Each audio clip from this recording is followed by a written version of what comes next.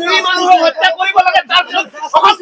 আমাক প্ৰটেকচন দিব লাগে এইটো কি হয় আপোনালোকে প্ৰটেকচন দিব লাগে কিন্তু কাৰণটো কি আমাৰ মানুহ মৰিছে অসমৰ মানুহ মৰিছে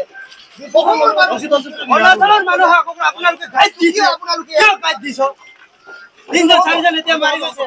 এইটো নহব এনেকে নহব ইয়াৰ আমাক জাষ্টিস লাগিব জাষ্টিস পাবই লাগিব আমি নামানো কেতিয়া হ'ব আমাক ন্যায় লাগিবই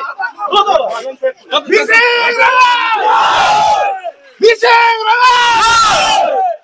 ইয়ামাই লগে ইএমপি কে লগে ইএমপি কে লগে ইএমপি কে লগে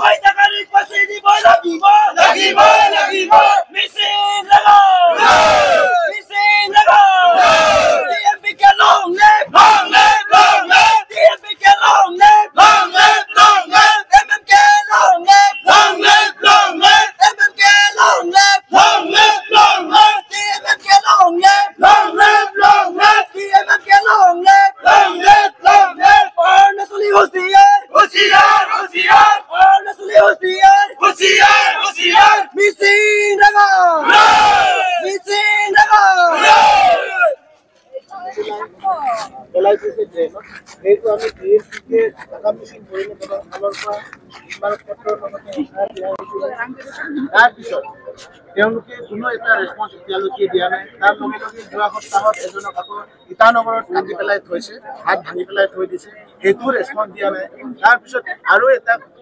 পৰহি দিনা 13 জুলাই ৰয়িঙৰ ছেকেণ্ড ব্ৰিজ 6 কিলোত এজনক গুলিয়াই পেলাই হত্যা কৰি থৈ দিছে লগতে তেওঁলোকে কি কৰিছে হত্যা কৰি পেলাই ইটানগৰ লৈ গ'ল নিচি মানুহ এজন দাদাবাই তেখেতৰ নাম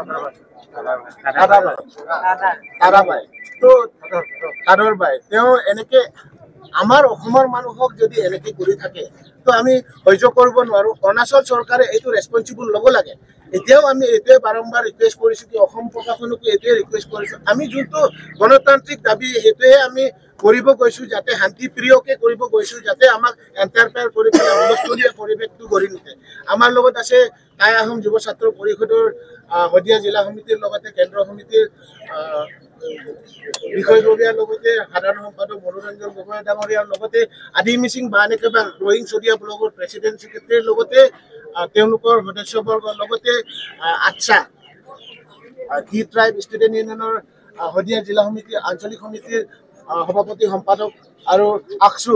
অল অসম গোৰ্খা ষ্টুডেণ্ট ইউনিয়নৰ সভাপতি সম্পাদক লগতে তেওঁলোকৰ AJYCPৰ আছে আমি অসমৰ অৰুণাচলৰ জাতীয় সংগঠন কেইটা একগোট হৈ পেলাই আমি ধৰ্ণা কাৰ্যসূচী ল'বলগীয়া বাধ্যত হোৱা কাৰণটো এইটোৱে অৰুণাচল গভৰ্ণমেণ্টে এইটো পদক্ষেপটো